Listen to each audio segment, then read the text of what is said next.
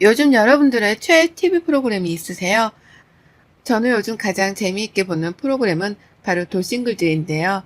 제가 돌싱글즈를 1부터 챙겨봐서 3까지 보고 있어서 봤던 거 또 돌려볼 만큼 굉장히 재밌게 본 것 같아요. 엄청 울고 함께 웃었던 기억이 나네요. 저도 그래서 이번에는 용기를 내서 저의 이야기를 조금 해볼까 합니다. 여러분들도 눈치채셨겠지만 저는 여러분들이 생각하시는 돌싱이 맞습니다. 오늘은 제가 돌싱이 되어 지금의 남편을 만나게 되기까지의 저의 이야기를 들려드리도록 하겠습니다. 저는 수원시에 거주하고 있는 30대 후반의 평범한 여성입니다. 저는 어릴 적부터 집이 어려웠던지라 안 해본 일이 없을 정도로 참 열심히 살았습니다. 저희 부모님은 제가 고등학생이 되던 해 아빠가 먼저 대장암에 걸려서 돌아가시고 2년 정도 있다가 저희 엄마 또한 유방암으로 돌아가셨어요. 아빠 병간호로 오래 했던 저희 엄마는 자기 몸을 돌보지 못한 채 그렇게 쓸쓸히 돌아가셨죠. 그렇게 고등학교 졸업을 얼마 놔두지 않고 부모님 두 분이 모두 다 돌아가셨더라 저와 제 동생은 이모네 집에서 함께 살아야 했고 제가 대학교를 포기하고 직장 생활을 하려고 서울에 올라오면서 동생과 함께 살기 시작했습니다.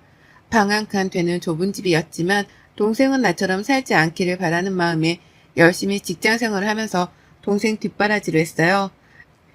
그렇게 제 자랑인 동생은 원하고 원하던 의대에 합격했고 의대 학비가 만만치 않았기 때문에 엄마 아빠가 남겨주신 보험금과 합쳐서 동생 뒷바라지를 했어요. 동생은 열심히 공부해 졸업을 하고 대학병원 인턴을 하면서 저도 조금은 숨통이 튀어갔죠. 그런 제 생활에 한 줄기 빛이 되어주던 친구가 있었어요. 그 친구는 제가 첫 직장 생활에 함께 일했던 실습생이었어요. 저는 직장인이었고 그 친구는 대학교 실습생이었기 때문에 서로 참 많이 달랐지만 그 친구도 타지에서 올라와 대학 생활을 하느라 서로 의지가 많이 되었어요. 저희는 그렇게 연애를 했고 그 친구는 결혼을 원했지만 저의 상황이 사실 모든 부모님들이 싫어하는 상황이라고 생각했기 때문에 몇 차례 거절을 했어요. 거절 끝에 이 친구는 계속해서 저에게 더 많은 사랑을 보여주었고 그 사랑에 저도 더 이상 거절하기 어려운 상황이었습니다.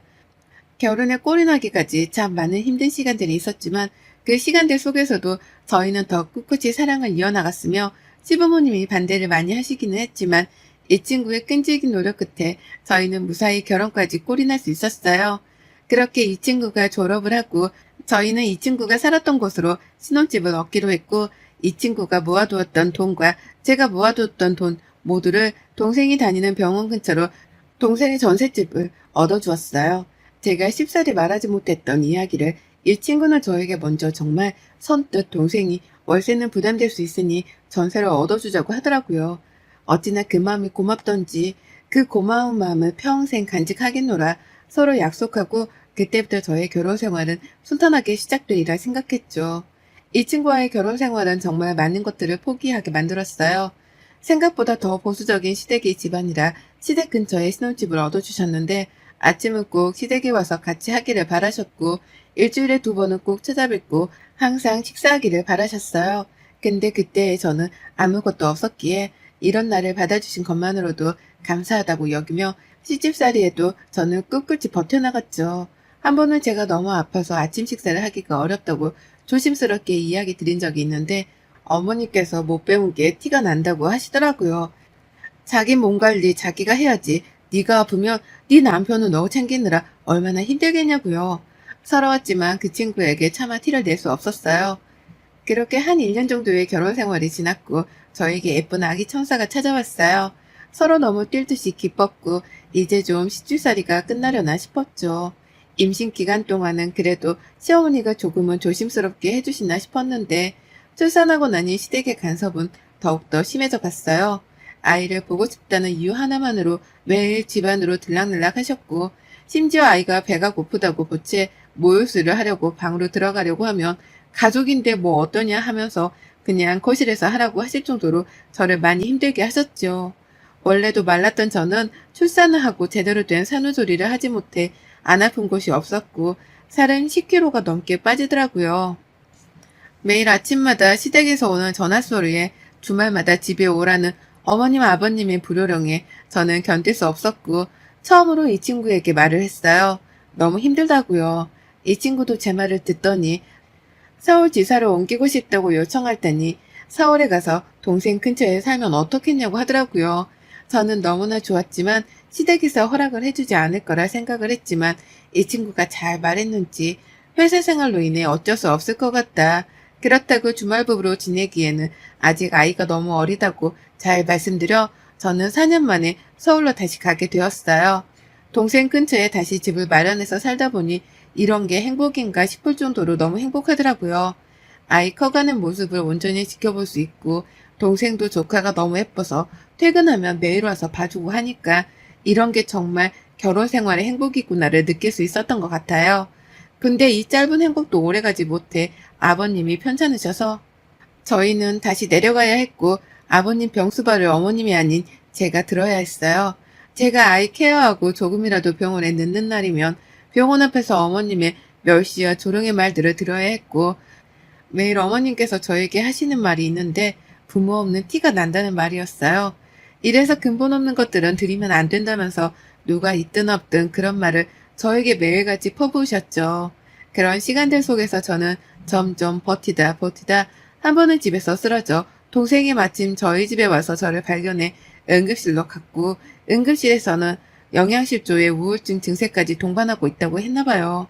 동생은 한참 울더니 형부랑 헤어지고 서울로 돌아가서 나랑 살자라고 말을 했고 저는 그렇게 사랑했던 친구에게 이혼 서류를 건넸어요. 그 친구는 많이 놀란 듯 했지만 어느 정도는 예상한 듯 제가 원하는 대로 해주겠다고 했고 저는 아직 제가 번듯한 일이 없으니 소정의 양육비와 양육권은 가지고 싶다는 뜻을 내비쳤죠. 그 대신 위자료는 안 줘도 되니 양육권과 양육비만 해결해 주었으면 좋겠다고요. 시댁에서는 이 이야기를 듣자마자 저희 집으로 달려와 아이가 보는 앞에서 어머님은 뺨을 세차게 때리셨어요.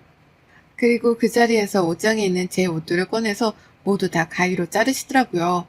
그때 퇴근하고 왔던 이 친구가 묵묵히 울고만 있던 저를 보곤 바로 어머님을 모시고 나갔고 어머님은 양육권도 양육비도 줄 수 없으니 네가 정 이혼하고 싶으면 다 포기하고 나가라고요. 이 친구는 중간에서 계속 이야기를 했지만 더 이상 먹히지 않았고 누구 한 명이 포기할 때까지 하겠다는 어머님의 고집에 제가 두 손 두 발을 들 수밖에 없었어요. 이 친구에게 그 대신 아이를 일주일에 한 번은 꼭 만나게 해달라. 그게 어려우면 한 달에 2번 정도는 면접 교섭권 이행을 지켜달라고 했고 저는 그렇게 아이를 두고 첫사랑이었던 이 친구와 이혼을 하게 되었습니다. 저는 돌싱이 되었고 아이가 너무 보고 싶어 한동안은 정상적인 생활을 하기가 어려웠어요. 면접 교섭권을 이행하겠다고 했던 그 친구는 저에게 미안하다는 말만 되풀이 하더군요. 아이가 아직 어린데 이혼했다는 상처를 아이에게 주고 싶지 않다고요. 나중에 아이가 우리의 이야기를 잘 받아들일 수 있을 때 그때 만나는 게 어떻겠냐고요. 아이를 위한다는 그 친구의 말에 저는 아무 말도 할 수 없었고 그렇게 저는 아이를 만나지 못했어요. 그렇게 어영부영 몇 달이 흘러가고 이혼했다는 사실보다 내 아이를 볼 수 없음에 너무나 마음이 많이 아팠습니다. 그러다 동생이 저에게 울면서 이야기를 하더군요. 언니, 나는 언니가 제발 이제 행복해졌으면 좋겠어. 나를 위해서 하늘에서 우리를 지켜보는 엄마 아빠를 위해서라도 제발 부탁이야. 나는 언니가 전부인데 언니가 이렇게 무너지면 내가 어떻게 잘 살 수 있겠어. 라며 우는 동생의 마음에 정신 차리고 나중에 아이를 데려오자며 일만 집중하자 싶어서 다시 일을 하기 시작했어요. 그러다 동생이 갑자기 통장을 하나 주더니 저에게 언니가 하고 싶은 일을 하면 어떠냐고 하더군요. 제가 잊고 살았던 꿈들을 찾았으면 한다는 동생의 말에 저는 옛날부터 꿈꿔왔던 공부들을 다시 하기 시작했어요. 저는 고등학생 때부터 저만의 디저트 브랜드를 갖는 게 꿈이었거든요. 그래서 열심히 제과 제빵 기술도 배우고 바리스타 자격증도 따고 동네에 조그맣게 커피와 디저트를 파는 가게를 내었어요. 근데 입소문이 좋게 나서 그런지 장사가 되게 잘 되었고 케이크는 주문으로 제작해서 하다 보니 가게를 늘려야 할 정도였어요. 바쁘게 살다 보니 빨리 돈을 많이 벌어서 우리 아이에게 떳떳한 엄마가 되고 싶었어요. 그렇게 조그맣게 했던 동네 장사가 지금은 조금 크게 사업을 확장해서 직원도 10명이나 생겨 지금은 2호점 오픈을 앞두고 있었죠. 정신없이 살던 와중에 저희 카페에 매일같이 오시던 손님 한 분이 계셨어요. 늘 똑같은 메뉴를 매일같이 드시고 있어 기억하는 손님이셨거든요. 근데 갑자기 그날은 그 손님이 저에게 처음으로 질문을 하더라고요. 직접 커피를 내리시던데 저도 배울 수 있을까요? 라고요. 그래서 저희는 교육 일정은 따로 없어서 죄송합니다. 그 대신 더 맛있는 커피로 보답드리겠다고 말씀드렸고, 그 손님은 저에게 멋쩍은 듯 웃으며 편지 하나를 건네고 연락 달라는 말만 하고 나가시더라고요. 그 편지 내용은 저를 오랫동안 보았고, 처음 만난 순간부터 지금까지 그 마음이 변하지 않아서 용기 내었다는 내용이었어요. 꼭 연락을 줬으면 한다는 편지 내용이더군요. 저는 그분께 편지와 마음은 너무 감사하지만 제 상황이 누군가를 만나기가 여의치 못해 죄송하다고 좋은 분 만나셨으면 좋겠다고요. 그 뒤로도 그 손님은 매일같이 빠짐없이 보러 오시더라고요. 한 번은 마감하는 순간에도 있으시길래 마감 시간에 말씀드리고 가려는데 저에게 딱 한 번만 사석에서 만나볼 수는 없겠냐고 너무 간곡히 말하셔서 그렇게 처음으로 만나게 되었어요. 만나서 저의 모든 상황을 이야기했고 좋은 분이신 것 같은데 저는 친구가 되고 싶다고 했죠. 그분은 제가 이혼을 했다는 것과 아이도 있다는 점에 조금 놀라신 것 같았지만 이내 그런 것들은 만나는 데 있어 문제가 되질 않는다고 하시더군요. 그렇게 몇 차례 거절을 했음에도 불구하고 그분은 마음을 지속적으로 표현하셨고 저도 여자인지라 그런 마음에 참 행복해지더라고요. 이혼하고 나서는 다시 누군가를 만나지 않겠다고 생각했는데 참 사람 마음이 간사한 것 같아요. 그렇게 연애를 다시 또 시작하고 제 인생에 다시 오지 않을 것 같은 결혼을 또다시 했네요. 결혼을 결심하게 된 계기는 저는 저희 시부모님 때문이었어요. 저희 시부모님은 두 분 다 교직 생활을 오래 하신 분들로 사실 저 같은 며느리를 누가 좋겠어요? 근데 제가 처음 인사 가던 날 저를 보시며 어머님께서 어떻게 그렇게 지냈냐면서 너무 마음이 아프다고 하시더라고요. 꼭 다시 아이를 데려와서 아들과 함께 키웠으면 좋겠다고요.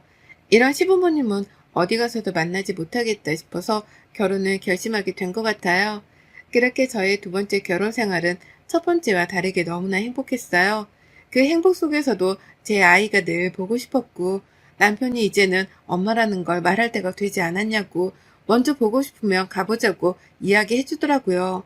그렇게 저는 처음으로 아이를 만나러 내려갔답니다. 정말 멀리서 보고 생각으로 내려가서 보니 정말 많이 컸더라고요. 제가 보았을 때는 아직 잘 컸지도 못했는데 지금은 잘 컸고 말도 너무 잘해서 저를 기억할까 싶었죠. 멀리서 아이를 보고 오는데 그 친구를 마주쳤어요.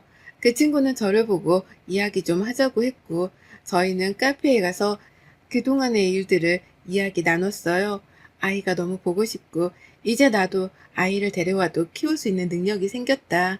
양육권은 가지지 못하더라도 면접 교섭권이라도 이행해 줄 수 없겠냐 부탁했고 그 친구는 자기도 아이가 엄마를 많이 궁금해해 연락을 해보려고 했다고요. 저는 잘 살고 있는데 그 친구는 무슨 일이 있는 건지 얼굴이 많이 상했더라고요.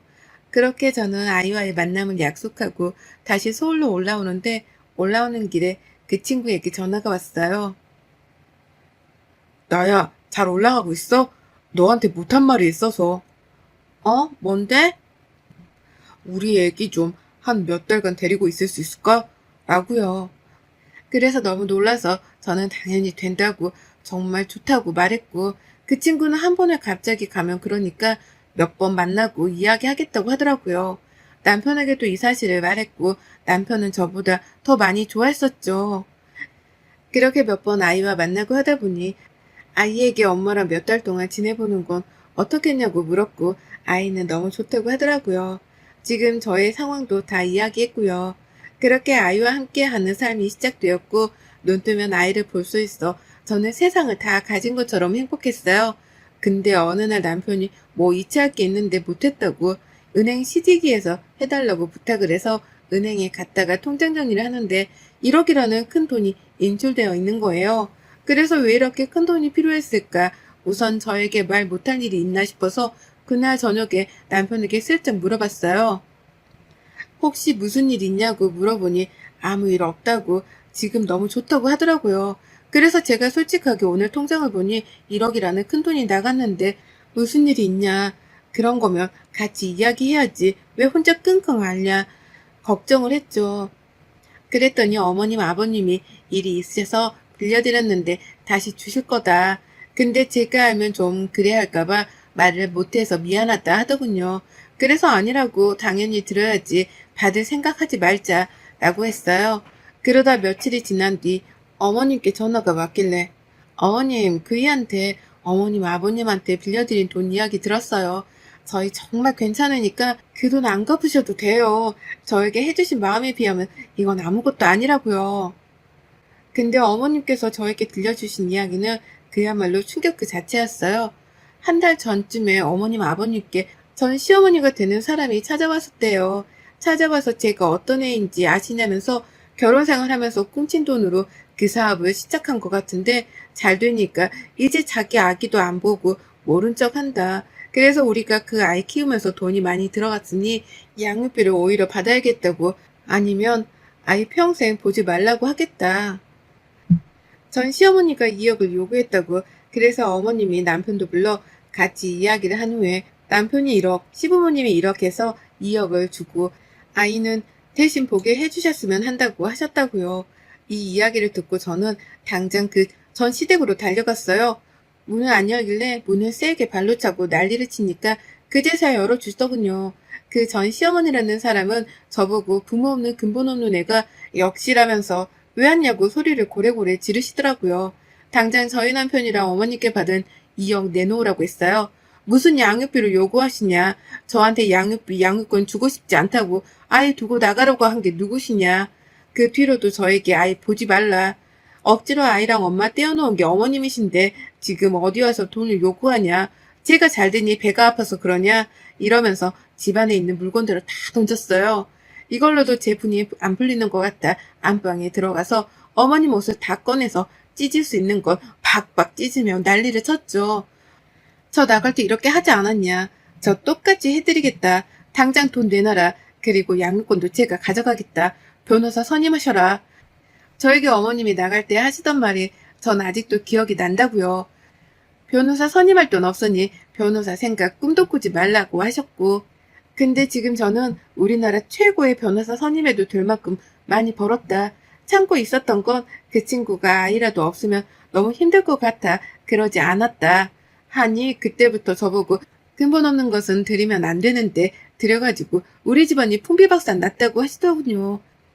그 풍비박산이 뭔지 보여주겠다 하면서 거실에 있는 TV를 내리꽂았어요. TV 값은 2억에서 빼서 나머지 주셔라. 안 주시면 진짜 감옥 가시는 줄 아시면 될 거라고요. 그리고 그 사업하는 돈은 내 동생이 줘서 한 거니 그건 다 서류 제출하면 나오니까 알아서 하시라고요. 그렇게 아수라장을 만들며 나왔고 그 친구한테도 전화해 이 이야기를 다 했어요. 친구는 정말 몰랐다고 울면서 미안하다고 부모님은 자기가 말려야 했는데 자기가 너무 미안하다고 하더군요. 그럴 필요 없고 받은 돈은 당장 돌려줬으면 좋겠다라고 했어요. 그리고 소송을 걸겠다고요. 소송 비용 내기 싫으면 어머님께 직접 와서 우리 시부모님이랑 남편에게 사과하고 전해달라고요. 그렇게 며칠이 지난 후 그 친구가 엄마랑 같이 올라와 만나서 보니 전 시어머니는 똥 씹은 표정으로 왔더라고요. 저는 보자마자 당장 돈 돌려주시고 사과하셔라. 안 그러면 신고해서 진짜 콩밥 먹게 해드리는 수가 있다 하니 또 이래서 근본 없고 못 배운 것들은 상종하면 안 된다고 소리를 지르시더군요. 정말 안 되겠다 싶어서 그냥 나가려는데 저희 아버님께선 전 시어머니 앞에 있던 물을 확 뿌리시는 거예요. 그리고 그 친구한테 자네 어머님인데 이렇게 해서 미안하네. 하지만 어른이 어른답게 굴지 못해서 되겠냐면서요. 아무리 미워서 그랬다고 하지만 부모님이 먼저 돌아가신 게 며느리 잘못도 아니고 그 안에서 이렇게 동생 뒷바라지하면서 살아온 아이에게 어른으로서 위로가 아닌 못된 마음만 그렇게 먹으시니 어떻게 어른의 도리라고 할 수 있겠냐고 정신 차리면서 살라고 하시더라고요. 그리고 아이는 우리가 데려올 테니 양육권을 포기하시던 소송을 하시던 알아서 하시라고요. 그리곤 제 손을 잡으시곤 나가자고 하시더라고요. 그날 어머니 아버님께 너무 죄송해서 한참을 울었어요. 어머님 아버님은 괜찮다고 네가 무슨 잘못이 있냐고 하셨지만 저는 고개를 들 수 없을 정도로 너무 죄송했네요. 그 시간이 흐르고 그 전 시어머니는 손자도 아들도 없는 집안에서 혼자서 사신다고 하네요. 그 친구는 엄마를 더 이상 보지 않겠다고 집을 나간 걸로 알고요. 우리 아이는 다시 제 곁으로 왔어요. 그 친구는 한동안 한국에 들어올 계획이 없다고 아이는 나중에 한국에 들어오면 보러 오겠다고 지금까지 떨어져 있던 시간 잘 채워주라고 미안했다고 문자가 왔어요. 저도 이렇게 돼서 유감이라고 미안하다고 잘 지냈으면 한다고 보냈고, 저희 지긋지긋한 전 시댁과는 정말로 끝이 났답니다. 저희 가장 최고의 복수는 어머님이 철저한 혼자가 되기를 바랬는데 그 바람대로 된 것 같아요. 제 생의 봄날은 다시 없겠다 싶었는데 좋은 남편, 좋은 시부모님 만나서 더 많이 사랑받고 사는 요즘 저는 너무나 행복하답니다. 하늘에서 보고 계시는 엄마 아빠도 이런 제 모습을 보면 정말 기뻐하실 것 같아요. 여러분의 생각은 댓글로 남겨주세요. 오늘도 시청해 주셔서 정말 감사합니다.